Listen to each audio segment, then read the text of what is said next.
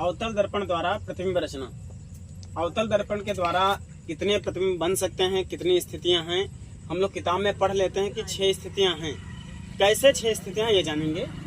तो अवतल दर्पण माने हम आप परिभाषा जानते हैं अवतल दर्पण को कि ऐसा दर्पण जिसके भरे हुए पृष्ठ पर पालिश करके दबे हुए पृष्ठ को परावर्तक पृष्ठ बना दिया जाए, अवतल दर्पण कहलाता है। तो अवतल दर्पण का यहाँ पर एक अवतल दर्पण बनाए हैं। यहाँ ध्रुव है, फोकस है और वक्रता केंद्र है।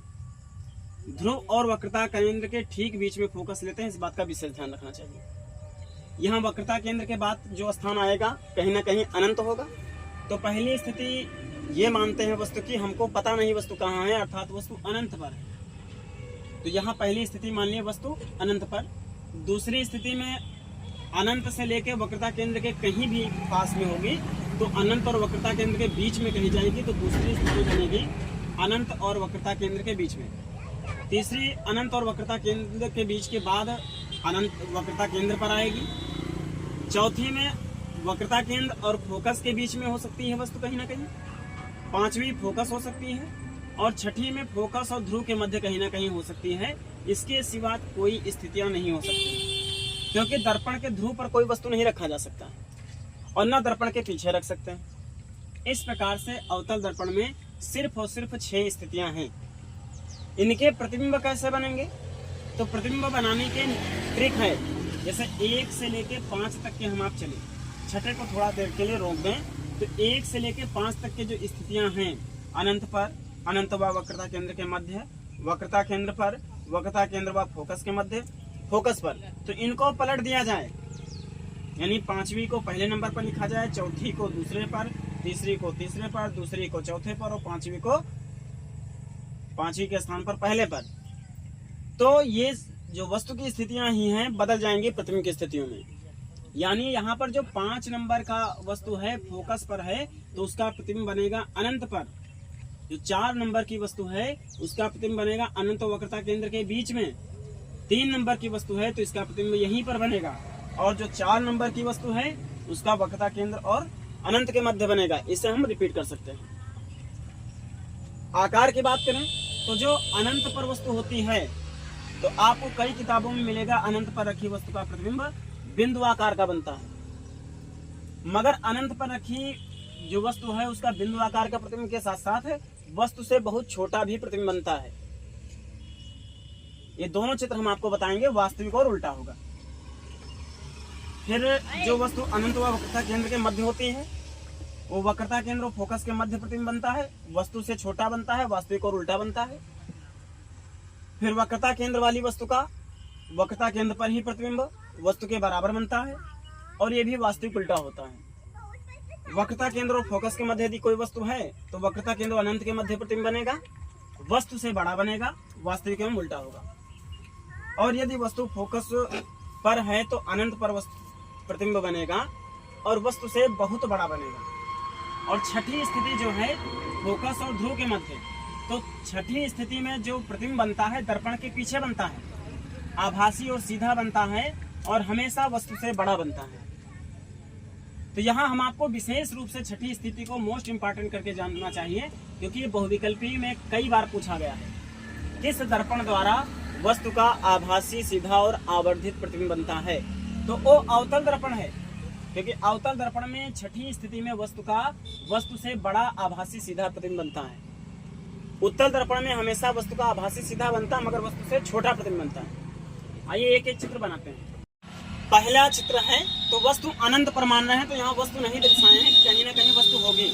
तो एक प्रकाश की किरण माने कि भाई मुख्य अक्ष के समांतर वाली प्रकाश की किरण फोकस से आ रही है, और दूसरी प्रकाश की किरण हम मुख्य अक्ष वाली ही मान लिए हैं, जो वक्रता केंद्र से होकर जा रही है और वापिस आ रही है, तो फोकस पर काटते हैं, यही बिंदु आकार का प्रतिबिंब बन जाता है।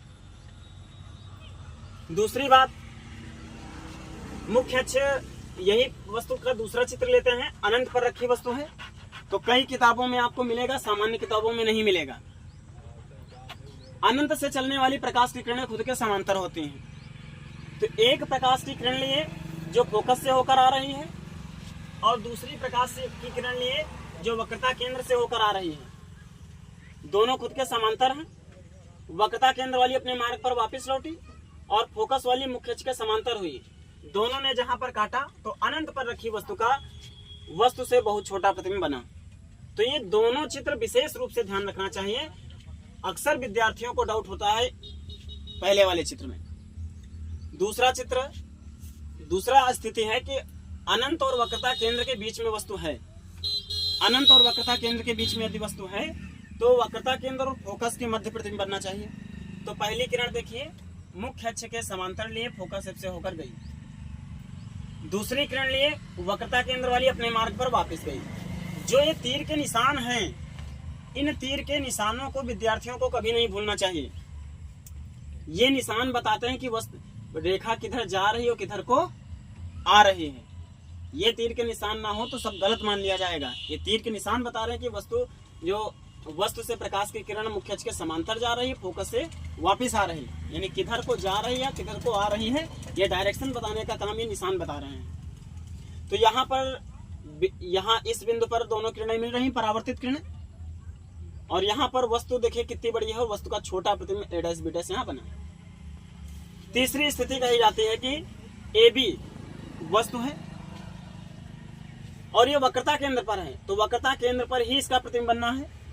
तो एक प्रकाश की किरण मुख्य अक्ष के समांतर लिए फोकस से गई, दूसरी फोकस वाली लिए मुख्य अक्ष के समांतर हुई, दोनों ने जिस बिंदु पर काटा यहाँ वस्तु के बराबर आभासी उल्टा प्रतिबिंब बना।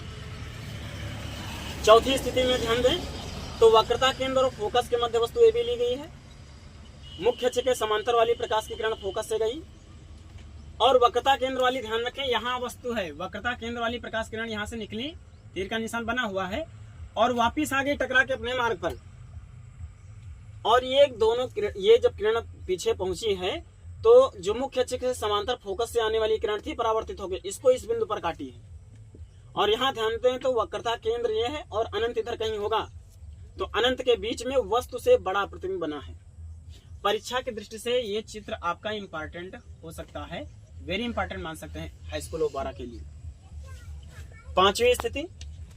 पांचवी स्थिति में फोकस पर वस्तु है और यदि फोकस पर वस्तु है तो इसका प्रतिबिंब अनंत पर बनना है।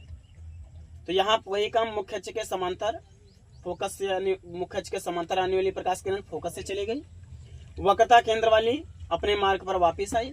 अब ये दोनों किरणें देखिए, परावर्तित किरणें पीछे सिकुड़ रही हैं, आगे फैली हुई हैं, तो पीछे सिकुड़ रही यानी कहीं ना कहीं यहाँ ये आगे चलने पर और मिलेंगी, जहां मिलेंगी वहां पर वस्तु का बहुत बड़ा प्रतिबिंब बनेगा, क्योंकि यहीं पर इतना बड़ा प्रतिबिंब हो चुका है। और छठी स्थिति, इसको मोस्ट इंपॉर्टेंट मान सकते हैं परीक्षा की दृष्टि से, फोकस और ध्रुव के मध्य में वस्तु है। फोकस और ध्रुव के मध्य में वस्तु है, तो छठी स्थिति आपको यही ध्यान रखना है कि आभासी सीधा वस्तु से बड़ा प्रतिबिंब बनना है, दर्पण के पीछे बनना है। तो पहली किरण मुख्य अक्ष के समांतर लिए, देखिए यहाँ से छोटी सी किरण दर्शाया गया है, मुख्य अक्ष के समांतर वाली फोकस एफ से होकर ये जा रही है, प्रकाश की किरण परावर्तित होकर, और यहीं से वस्तु से एक किरण निकली वक्रता केंद्र से होकर जो जा रही है, ये अपने मार्ग पर वापस आ जा रही है। जब वक्रता केंद्र वाली आगे बढ़ रही है तो ये फोकस वाली जो परावर्तित किरण आ रही है, ये दोनों किरणें आगे फैल रही हैं, अर्थात आगे कभी नहीं मिलने वाली हैं। जब इनको आगे बढ़ाएंगे तो ये दर्पण के पीछे एक बिंदु पर मिल रही हैं, जहां मिल रही हैं यहाँ पर इसको मिला देंगे तो वस्तु से बड़ा आभासी और सीधा प्रतिबिंब बनता है। यह है विकल्प की दृष्टि से और चित्र निर्माण की दृष्टि से भी बहुत इम्पोर्टेंट है।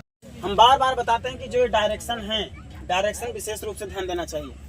डायरेक्शन इतना महत्वपूर्ण है कि एक बूढ़ बुजुर्ग व्यक्ति स्टेशन पर जाएं और 500 रुपए का नोट दें स्टेशन मास्टर को, जो वहां पर टिकट काटता है, वहां पर वो टिकट वाला से कहें कि भैया 500 रुपया ले लो, हमको बेटे की ससुराल जाना है, टिकट दे दो। वो टिकट नहीं दे सकता जब तक पार्टिकुलर स्टेशन का नाम नहीं बताएंगे। ये जो तीर के निशान है स्टेशन का नाम बता रहे हैं यहाँ पर, इतना महत्वपूर्ण तीर का निशान है।